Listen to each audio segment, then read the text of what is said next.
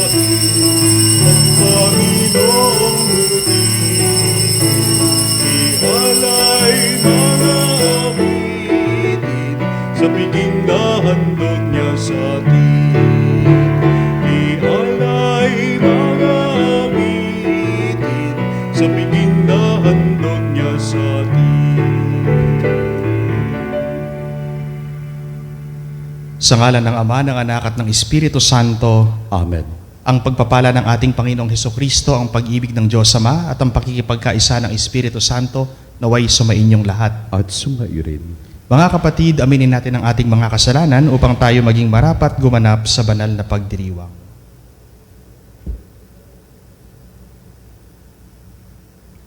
Tayong lahat, inaamin ko sa makapangyarihang Diyos at sa inyo mga kapatid, na lubha ako nagkasala sa isip, sa salita at sa gawa at sa aking pagkukulang. Kaya isinasamo ko sa mahal na Birhen Maria, sa lahat ng mga anghel at mga banal, at sa inyo mga kapatid, na ako'y panalangin sa Panginoong ating Diyos. Kaawaan tayo na makapangyarihang Diyos, patawarin tayo sa ating mga kasalanan, at patnubayan tayo sa buhay na walang hanggan. Amen. Panginoon, kaawaan mo kami. Panginoon, kaawaan mo kami. Kristo, kaawaan mo kami. Kristo, kaawaan mo kami. Panginoon, kaawaan mo kami. Panginoon, kaawaan mo kami. Manalangin tayo. Ama naming makapangyarihan, pinuspos mo ng iyong karunungan at ng likas at ng lakas na likas sa iyong mga sugo ang Papa na si San Pio, upang kanyang patatagin ang pananampalatayang Katoliko at pagkaisahin ang tanan kay Kristo sa pagsunod sa itinuro niya at ipinakitang halimbawa. Ipagkaloob mong makamtan namin ang walang maliw na gantimpala sa pamamagitan ni Hesukristo kasama ng Espiritu Santo magpa sa walang hanggan. Amen. Pagbasa mula sa aklat ni Propeta Ezekiel. Noong mga araw na iyon, nadama ko ang kapangyarihan ng Panginoon at sa pamagitan ng kanyang Espiritu ay dinala niya ako sa isang lambak na puno ng kalansay.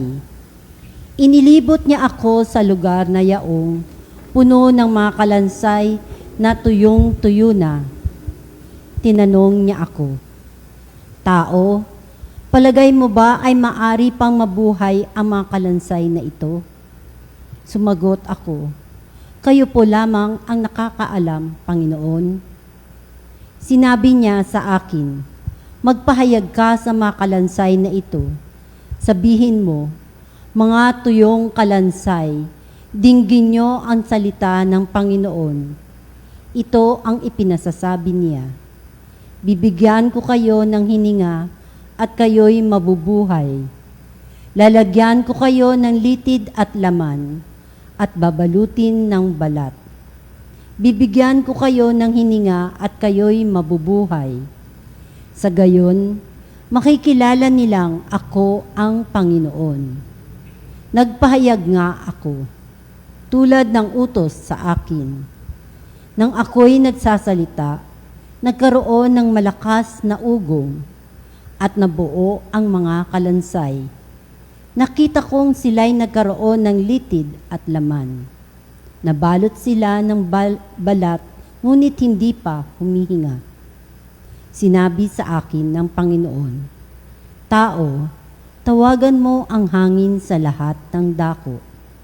Sabihin mong ipinasasabi ko, hangin, hingahan mo ang mga patay na ito upang sila'y mabuhay."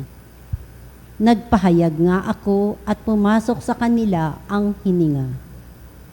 Nabuhay nga sila at nang magtayuan, sila'y ubod ng dami, parang isang malaking hukbo. Sinabi sa akin ng Panginoon, "Tao, ang bansang Israel ay tulad ng makalansay na ito. Sinasabi nila, tuyo na ang aming mga buto. Wala na kaming pag-asa. Lubusan na kaming pinabayaan. Kaya nga, magpahayag ka, sabihin mong ipinasasabi ko, bayan ko, ibubukas ko ang inyong libingan. Ibabahon ko kayo at iuuwi sa inyong bayan. Kung maibukas ko na ang inyong libingan at maibahon ko kayo, makikilala niyo ako ang Panginoon.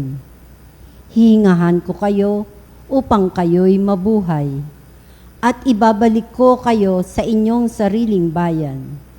Sa gayon, malalaman niyo na akong Panginoon ang nagsabi nito at aking gagawin. Ang salita ng Diyos. Salamat sa Diyos. Panginooy papurihan sa pag-ibig niya kailanman. Panginooy papurihan sa pag-ibig niya kailanman. Ang mga naligtas, tinubos ng Diyos, bayaang magpuri, yamang nangaligtas sa tulong ng poon. Sa sariling bayan, sila ay tinipot, pinagsama-sama, silangat kanluran, timog at hilaga, ay doon kinuha. Panginooy papurihan sa pag-ibig niya kailanman. Mayroong naglumagak sa ilang nadako at doon nanahan sapagkat sa lungsod ay wala ng lugar silang matirahan. Wala nang makain kaya't nangagugutom. Nauhaw na lubha ang katawan nila ay naging lupaypay, labis na ng hina. Panginooy papurihan sa pag-ibig niya kailanman. Nang sila'y magipit sa Panginoong Diyos, sila ay tumawag at dininig naman. Sa gipit na lagay, sila'y iniligtas, inialis sila sa lugar na iyon at pinatnubayan, tuwirang dinala sa payapang lunsod at doon tumahan. Panginooy papurihan sa pag-ibig niya kailanman. Kaya dapat namang sa Panginoon Diyos ay magpasalamat dahil sa pag-ibig at kahanga-hanga niyang pagliligtas. Yaong nauuhaw ay pinaiinom upang masiyahan.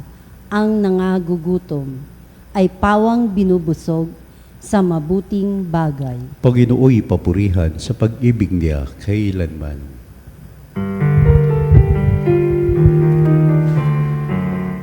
Hallelujah, hallelujah. Hallelujah,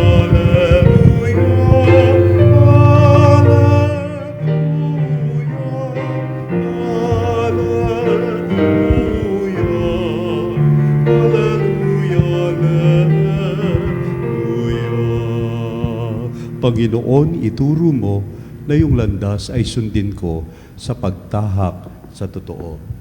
Hallelujah, hallelujah.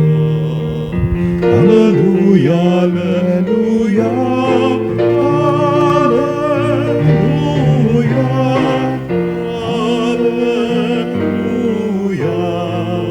Hallelujah, hallelujah.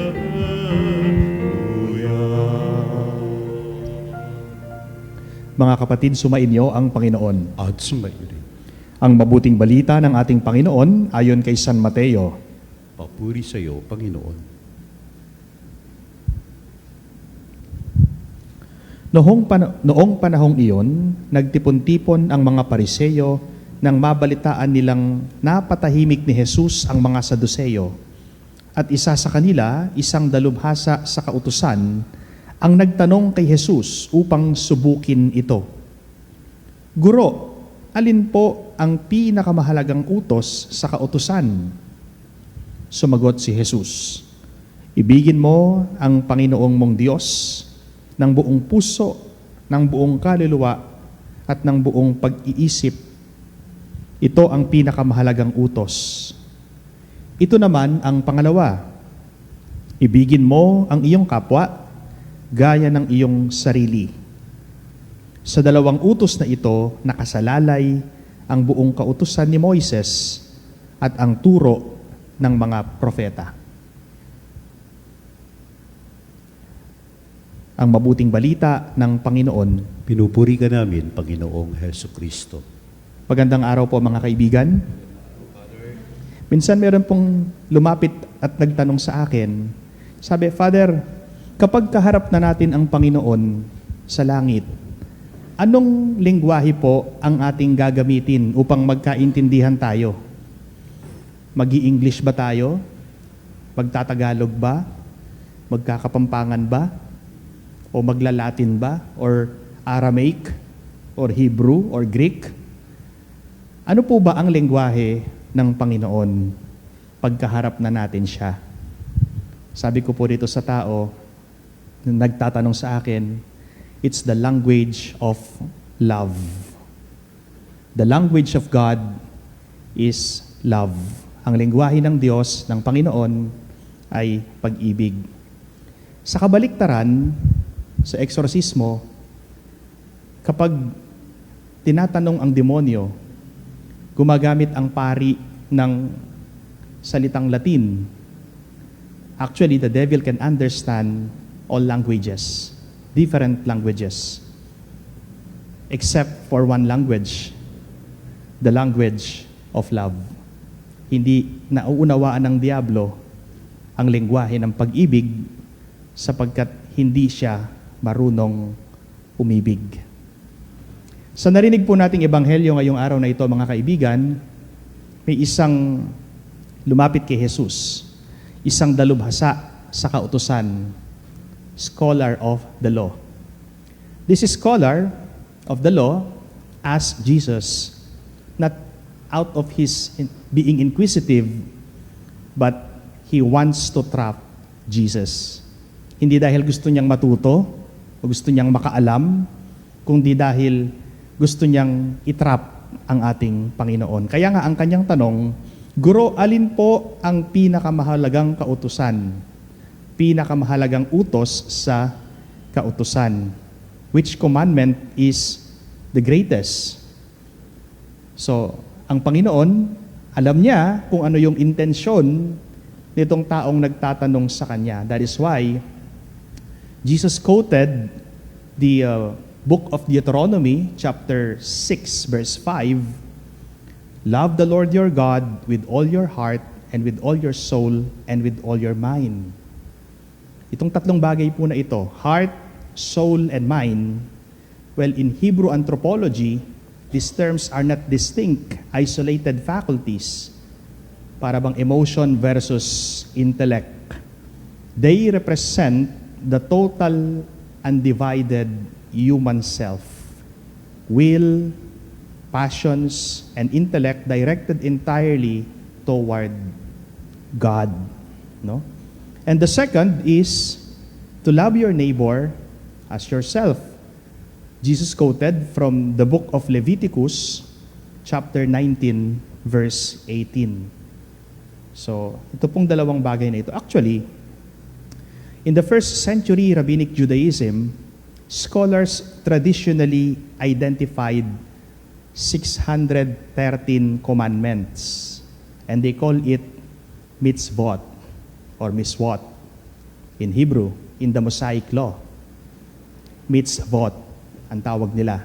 So napakarami, no? 613 commandments, 365 negative restrictions, and 248 positive commands. So, ito yung sinusunod nila. No? Yung mga Pariseyo, no? Ito yung kanilang minememorize. Lalo na yung part ng Deuteronomy chapter 6, no? Verse 4 or 5. 4 to 5. Ano yon? Shema Israel. Hear, O Israel, the Lord your God is one Lord alone. Shema Israel, Adonai Eloheinu, Adonai Echad. That is the Hebrew term. No? So, yun yung kanilang batas. 613. So, itong scholar of the law na nagtanong kay Jesus, he wants to put Jesus into a trap. Titignan niya kung sasagot ba o pipili ba ng isa sa mga batas si Jesus at kakaligtaan yung 612. Pero dahil magaling ang Panginoon, sinamarize niya po ito sa dalawa. Actually, kung babalikan po natin, no, yung Book of Exodus, nung nagbigay ng 10 utos ang Panginoon kay Moses, 10 ang utos. Diba? Pero kung hahatiin mo, kung isa-summarize mo itong 10 utos na ito, mauuwi sa 2. Diba? Ano yon? Number 1, pag-ibig sa Diyos. Number 2, pag-ibig sa kapwa-tao. Yung first 3, 1, 2, and 3 commandments are all directed to God. Yung pang-4 hanggang pang-10, directed to your neighbor. So, sinamarize ng Panginoon yung 10 utos sa 2 utos. Love God above all and love your neighbor as yourself. No? And in the gospel, Jesus quoted Deuteronomy chapter 6 verse 5, love God above all with all your heart, with all your mind, with all your soul, with all your strength, and love your neighbor as yourself. Leviticus chapter 19 verse 18. At sa 2 utos na ito, meron pa rin po silang common denominator. Meron po silang pagkakaparehas. Ano yon? It's all about love. Therefore, my dear friends, if we are going to analyze, commandment is all about love. Commandment is all about love. Sinamarize ng Panginoon sa 2, at yung 2 na yon, isa-summarize mo pa, kauuwian, isa. May pagkakaparehas. Pag-ibig. Ang kautusan ay tungkol sa pag-ibig. So pag marunong kang umibig, marunong kang sumunod. Kapag marunong kang umibig, sumusunod ka sa kautusan ng Panginoon. Yun po ang ibig sabihin, mga kaibigan.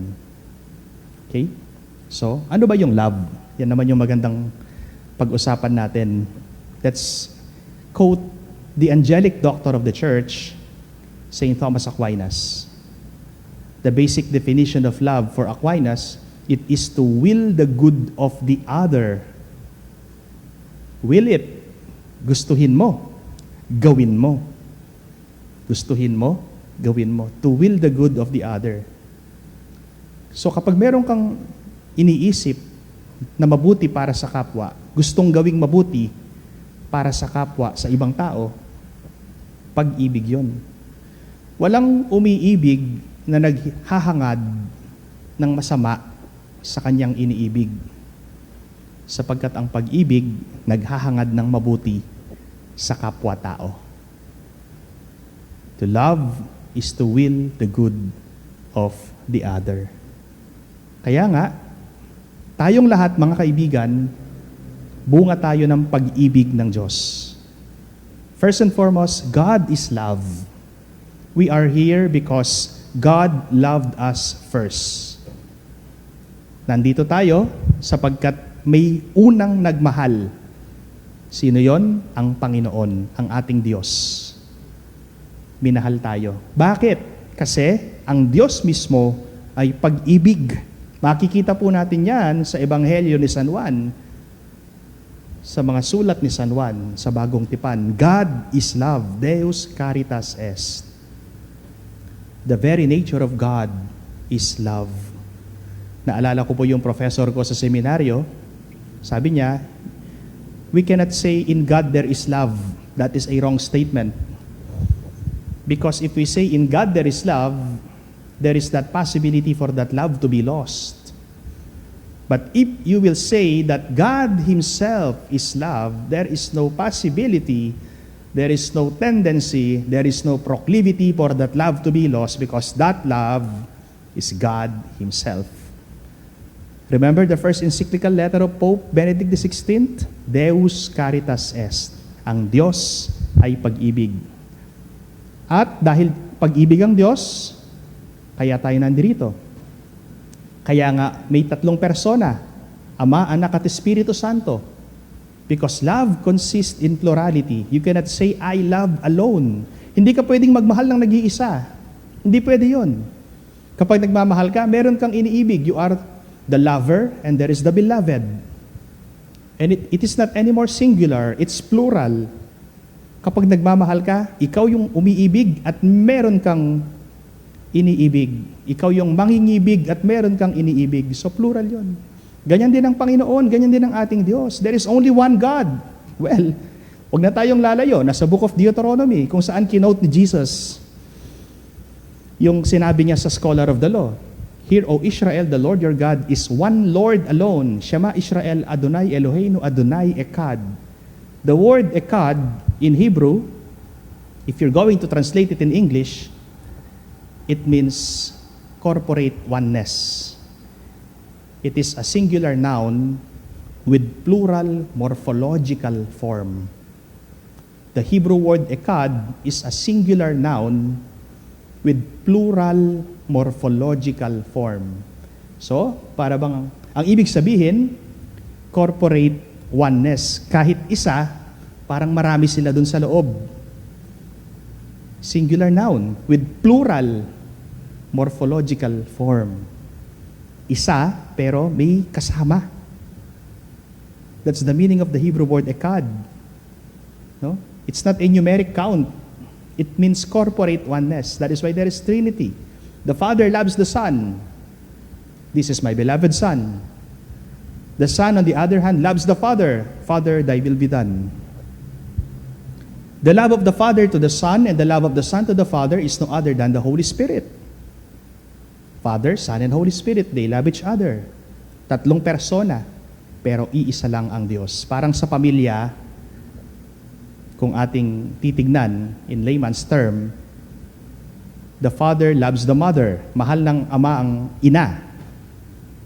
Mahal ng ina ang ama sa pamilya. At dahil nagmamahalan itong mag-asawa, meron silang anak.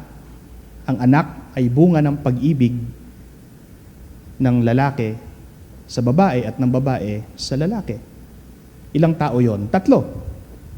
Tatay, nanay, anak. 3 tao. Ilang pamilya? 1. Hindi mo pwedeng sabihin 2 pamilya, hindi mo pwedeng sabihin 3 pamilya. No. 1 family. 3 tao, tatay, nanay at anak, pero isang pamilya. What makes them one? It's love. Kaya nga kung spell natin yung family, F-A-M-I-L-Y, Father and Mother, I love you. Di ba? Father and Mother, I love you. Isang pamilya, pero marami sila. Ganyan din ang Panginoon, ganyan din ang Diyos. Iisa lang ang Diyos natin, pero may 3 persona, sapagkat ang Diyos ay pag-ibig. Kaya nga, ang sagot ng Panginoong Jesus, dito sa ating ebanghelyo, no? Mahalin ang Diyos, ibigin ang Diyos, sa buong puso, sa buong pagkatao. At ang pangalawa, ibigin ang kapwa tulad ng pag-ibig sa sarili. Mga kaibigan, hindi lang nabanggit dito sa ating gospel, merong intro ito eh. Sa ibang version ng gospel, may intro si Jesus. Ano yung intro niya?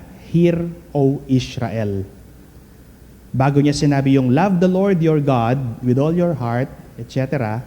Bago niya sinabi yon, meron siyang intro. Ano yon? Hear, O Israel, the Lord your God is one Lord alone. Shema Israel.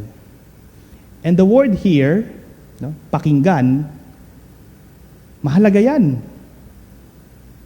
Hindi ka pwedeng sumunod kung hindi ka marunong makinig. Ako po'y professor sa seminaryo, nagtuturo ako sa mga seminarista. Kahit matalino yung estudyante ko, hindi siya pwedeng pumasa kung hindi marunong makinig. How can you pass the subject if you do not know how to listen? Diba? How can you pass if you do not know how to listen? And how can you obey if you do not know how to listen? The word listen comes from the Latin word ob audire. Ob audire. And the word ob audire has its root word audire. At doon nang galing yung salitang English na audio. Di ba? Pag sinabi nating audio, no? Pakikinig.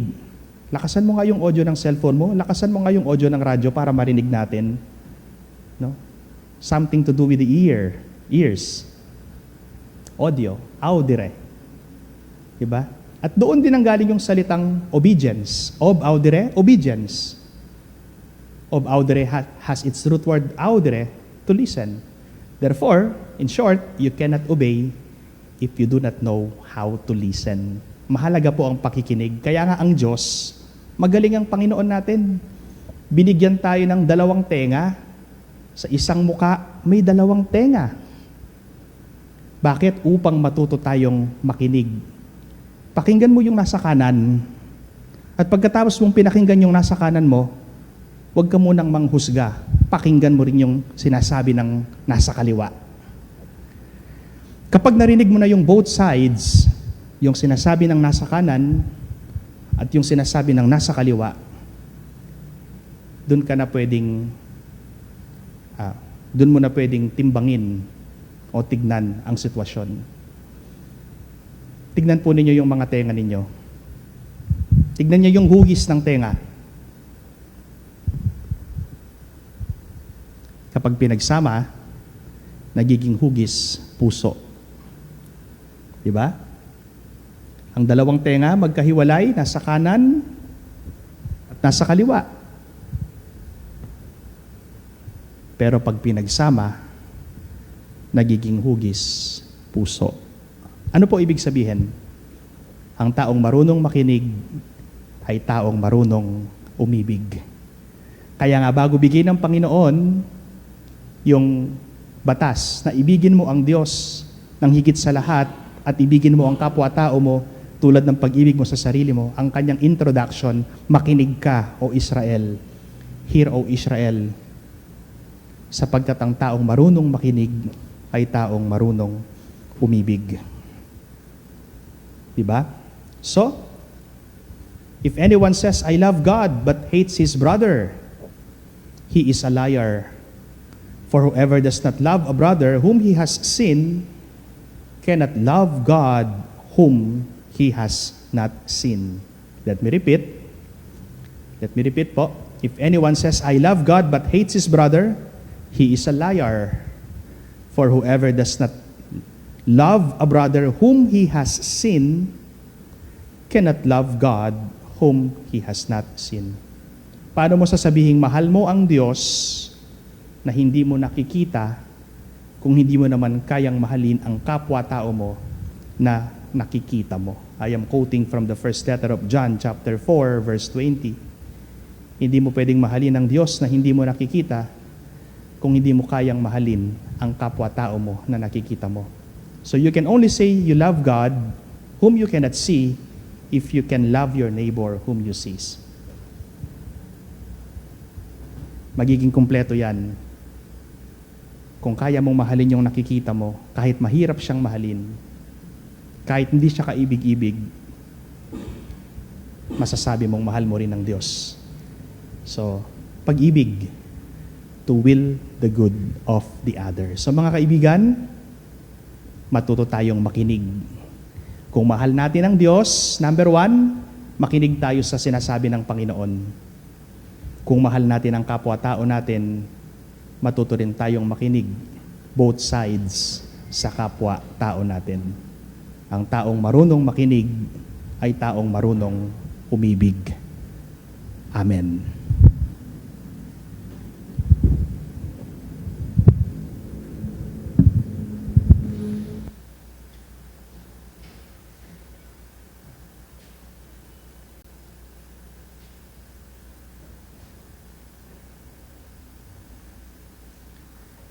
Ihayag natin ang ating pag-ibig sa Diyos na ating Panginoon ng buong puso, kaluluwa, isip at lakas. Ihayag natin ang ating mga panalangin ng may pag-ibig sa ating kapwa tulad ng ating paggalang at pagpipitagan sa ating mga sarili. Ang ating itutugon, Panginoon, dinggin mo ang aming panalangin. Panginoon, dinggin mo ang aming panalangin. Ang simbahan sa pamagitan ng kanyang mga pinuno, naway umakay na mga sumasampalataya sa mas malalim na kaalaman at pag-ibig ng Diyos. Manalangin tayo sa Panginoon. Panginoon, dinggin mo ang aming panalangin. Ang mga namumuno sa atin, naway gawing gabay ang pagsunod sa batas ng Diyos. Manalangin tayo sa Panginoon. Panginoon, dinggin mo ang aming panalangin. Ang ating mga tahanan, naway maging mga lugar ng presensya ng Diyos kung saan ang bawat isa ay natuturuang kumalinga at gumalang sa bawat isa bilang anak ng Diyos. Manalangin tayo sa Panginoon. Panginoon, dinggin mo ang aming panalangin. Sa pamamagitan ng banayad na haplos ng Espiritu, tayo naway magkaroon ng matinding habag sa mga may sakit at sa mga matatanda. Manalangin tayo sa Panginoon. Panginoon, dinggin mo ang aming panalangin. Ang ating mga mahal na yumao, naway dalhin ni Kristo sa kanyang walang hanggang kaharian. Manalangin tayo sa Panginoon. Panginoon, dinggin mo ang aming panalangin. Sa ilang sandali ng katahimikan, ipanalangin natin ang kagalingan at natatanging kahilingan ng ating mga Eucharistic advocates. Manalangin tayo sa Panginoon. Panginoon, dinggin mo ang aming panalangin. Panginoong Diyos, ibinunyag mo sa amin ang iyong kalooban sa pamamagitan ng iyong mga utos. Ngayong aming dinadala sa iyo ang aming mga kahilingan, bigyan mo kami ng biyaya na maisabuhay ang iyong mga utos. Hinihiling namin ito sa pamamagitan ni Jesucristong aming Panginoon. Amen.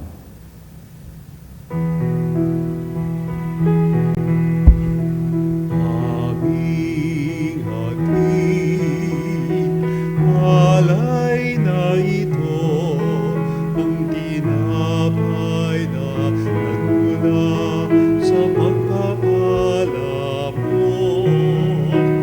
At tanggapin ang alak na ito, inuming inihain sa'yo. Mahal naming Diyos, inyong tanggapin ang munting alay mula sa amin.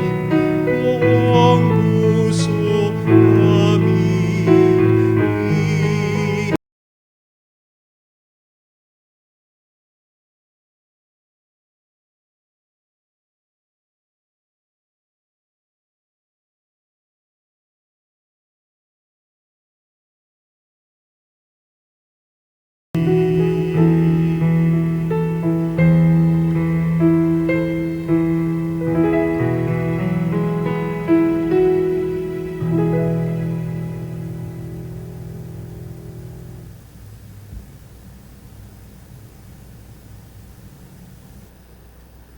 Manalangin kayo mga kapatid upang ang paghahain natin ito'y kalugdan ng Diyos amang makapangyarihan. Tanggapin nawa ng Panginoon itong paghahain sa iyong mga kamay sa kapurihan niya at karangalan sa ating kapakinabangan at sa buong sambayanan niyang banal.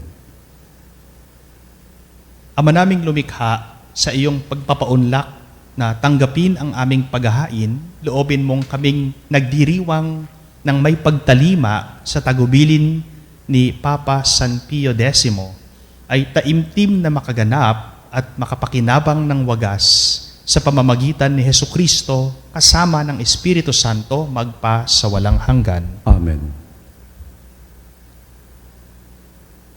Sumainyo ang Panginoon. At sumayo rin. Itaas sa Diyos ang inyong puso't diwa. Itinas na namin sa Panginoon. Salamatan natin ang Panginoong ating Diyos. Marapat na siya ay pasalamatan.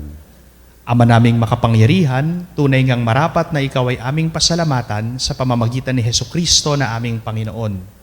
Ngayong si San Papa Pio ay pinararangalan sa pamumuhay niyang totoong uliran at pagiging maaasahan sa panunungkulan, kaya't si Jesucristo na maaasahan sa katapatan ay inihahayag sa pangangasiwa sa sambayanan.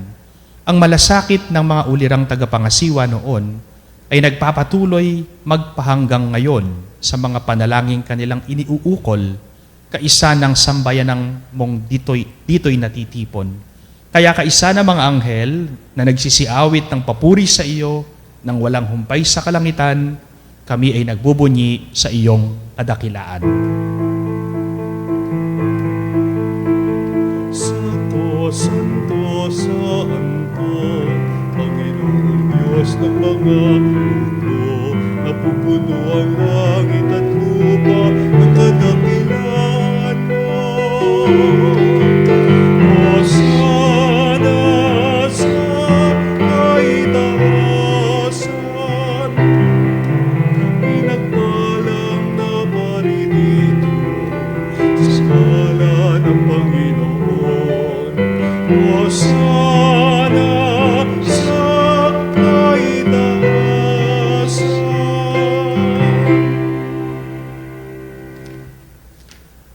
Ama naming banal, ikaw ang bukal ng tanang kabanalan, kaya't sa pamamagitan ng iyong Espiritu, gawin mong banal ang mga kaloob na ito upang para sa amin ay maging katawan at dugo ng aming Panginoong Hesukristo.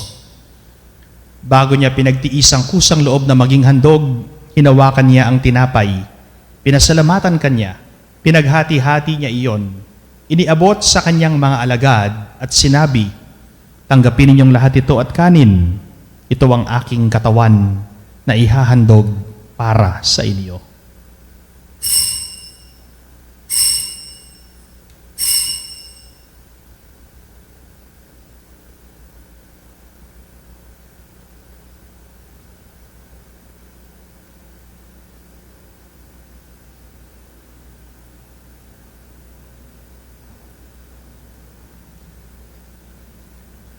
Gayon din naman noong matapos ang hapunan, hinawakan niya ang kalis. Muli kanyang pinasalamatan. Iniabot niya ang kalis sa kanyang mga alagad at sinabi, "Tanggapin ninyong lahat ito at inumin. Ito ang kalis ng aking dugo, ng bago at walang hanggang tipan. Ang aking dugo na ibubuhos para sa inyo at para sa lahat sa ikapagpapatawad ng mga kasalanan. Gawin ninyo ito sa pag-alaala sa akin."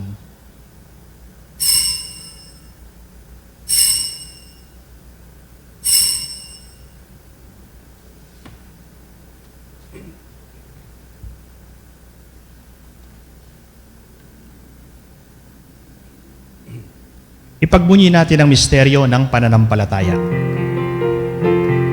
Si Kristo ay namatay, si Kristo ay nabuhay, si Kristo ay babalik sa wakas ng panahon. Si Kristo ay babalik sa wakas ng panahon. Ama, ginagawa namin ngayon ang pag-alaala sa pagkamatay at muling pagkabuhay ng iyong anak. Kaya't iniaalay namin sa iyo ang tinapay na nagbibigay buhay at ang kalis na nagkakaloob ng kaligtasan. Kami nagpapasalamat dahil kami ay iyong minarapat na tumayo sa harap mo para maglingkod sa iyo. Isinasamo namin kami magsalo-salo sa katawan at dugo ni Kristo ay mabuklod sa pagkakaisa sa pamamagitan ng Espiritu Santo. Ama, lingapin mo ang iyong simbahang laganap sa buong daigdig. Puspusin mo kami sa pag-ibig, kaisa ni Leon na aming Papa at ni Elias na aming Obispo at ng Tanang Kaparian. Alalahanin mo rin ang mga kapatid naming nahimlay nang may pag-asang sila'y muling mabubuhay, gayon din ang lahat ng mga pumanaw. Kaawaan mo sila at patuloyin sa iyong kaliwanagan. Kaawaan mo at pag-indapatin kaming lahat na makasalo sa iyong buhay na walang wakas. Kaisa ng mahal na Birheng Maria na ina ng Diyos. Kaisa ni San Jose na kanyang banal na esposo. Kaisa ng mga apostol at ng lahat ng mga banal. Kaisa ni San Papa Pio X, Santo Domingo de Guzman, Santo Tomas de Aquino, ang mga Tomasinong martir na namuhay dito sa daigdig ng kalugod-lugod sa iyo. Maipagdiwang nawa namin ang pagpupuri sa ikararangal mo sa pamamagitan ng iyong anak na aming Panginoong Hesukristo. Sa pamamagitan ni Kristo, kasama niya at sa Kanya, ang lahat ng parangal at papuri ay sa iyo, Diyos Amang makapangyarihan, kasama ng Espiritu Santo, magpa sa walang hanggan.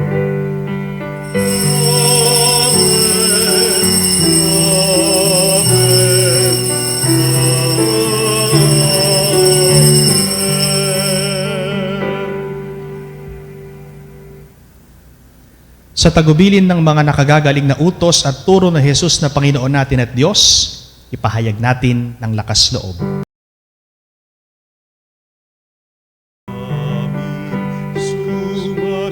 Sumasalangit ka, sambahin ang ngalan mo. Mapasa amin ang kaharian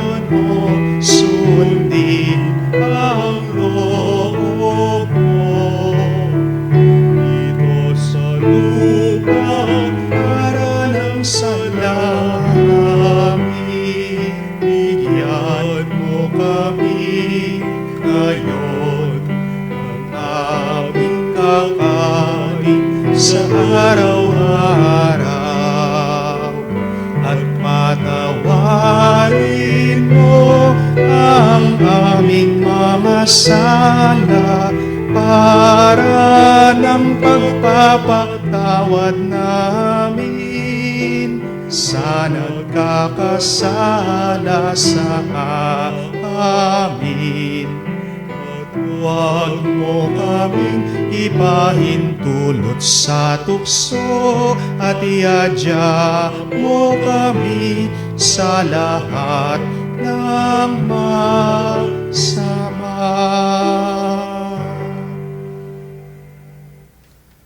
Hinihiling namin kami iadya sa lahat ng masama, pagkalooban ng kapayapaan araw-araw, iligtas sa kasalanan at ilayo sa lahat ng kapahamakan, samantalang aming pinananabikan ang dakilang araw ng pagpapahayag ng tagapagligtas naming si Hesukristo. Sapagkat iyo ang kaharian at ang kapangyarihan at ang kapurihan magpakailanman. Amen. Panginoong Hesukristo, sinabi mo sa iyong mga apostol, kapayapaan ang iniiwan ko sa inyo, ang aking kapayapaan ang ibinibigay ko sa inyo. Tunghayan mo ang aming pananampalataya at huwag ang aming mga pagkakasala. Pagkalooban mo kami ng kapayapaan at pagkakaisa ayon sa iyong kalooban, kasama ng Espiritu Santo magpa sa walang hanggan. Amen. Ang kapayapaan ng Panginoon ay laging sumainyo. At sumaiyo rin. Magbigayan kayo ng kapayapaan sa isa't isa. Kapayapaan po sa inyo lahat, mga kapanalig.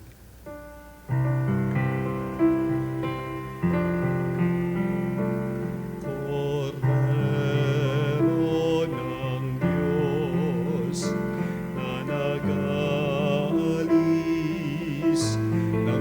ng mga kasalanan ng sanlibutan,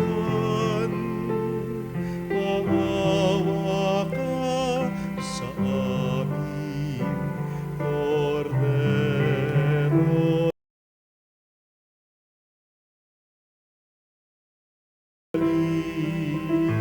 ng mga kasalanan ng sanlibutan.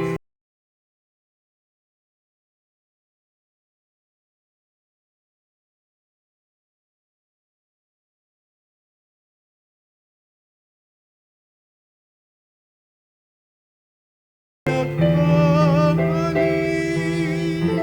ng mga kasalanan ng sanlibutan, ipagkaloob mo sa amin ang kapayapaan.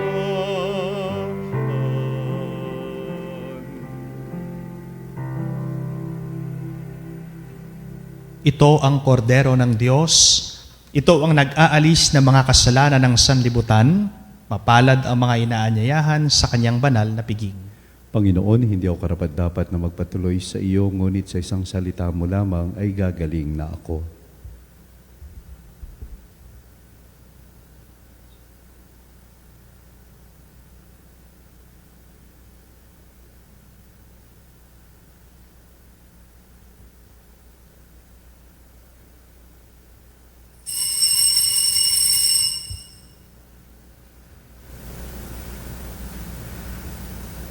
Mga kapanalig, ating dasalin ang komunyong espiritual.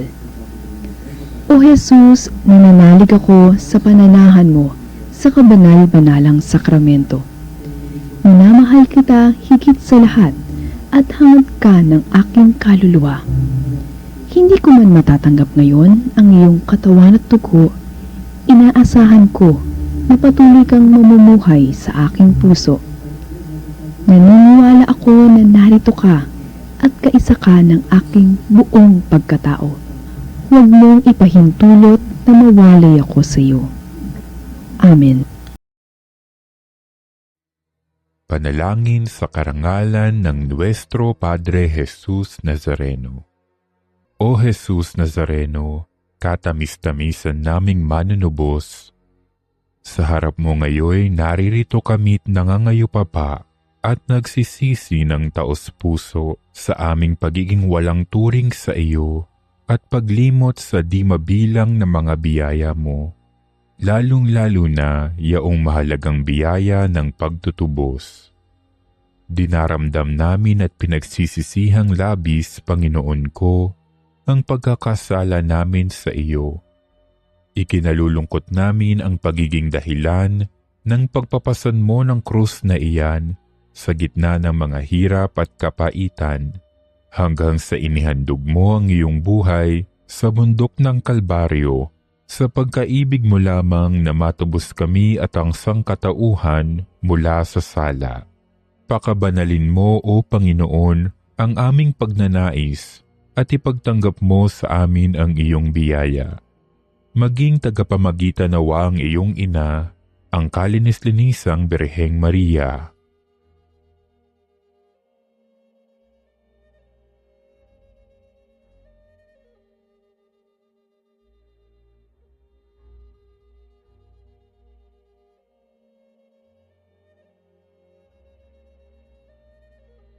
Ama naming makapangyarihan, niloob mong akuin ang iyong anak, ang krus at kamatayan, upang ang sangkatauhan ay matubos at mabuhay. Ang pag-ako namin sa krus at kamatayan dito sa lupa, ayon sa diwa ng pagsunod sa iyong loob, na ginanap ng iyong anak, ay magpagindapat nawa naming kamtin ang lubos na katubusan at pagkabuhay sa iyong piling, sa pamamagitan ni Hesukristo, kasama ng Espiritu Santo, magpasawalang hanggan. Amen. Nuestro Padre Jesus Nazareno, Panginoon namin at Diyos, kaawaan mo kami. Manalangin tayo. Ama naming mapagmahal, sa pagunitan namin kay Papa San Pio, ika-10, kaming nagsasalo-salo sa banal na hapag, ay magkaroon nawa ng pananampalatayang matatag at pagkakaisa sa pag-ibig mong matapat. Sa pamamagitan ni Hesukristo, kasama ng Espiritu Santo, magpa sa walang hanggan. Amen. Sumainyo ang Panginoon. At sumayo rin. At pagpalain kayong lahat na makapangyarihang Diyos, Ama, Anak, at Espiritu Santo. Amen. Humayo kayong taglay ang kapayapaan ni Kristo. Salamat sa Diyos.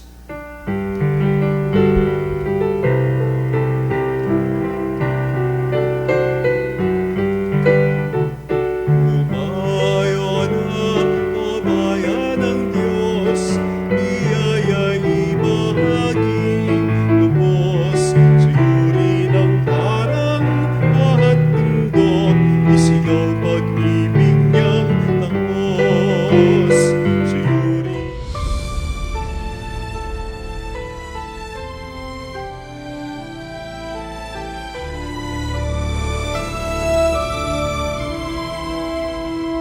Nuestro Padre Jesús Nazareno, sinasamba ka namin, pinipintuho ka namin, aral mo ang aming buhay at kaligtasan. Nuestro Padre Jesus Nazareno, iligtas mo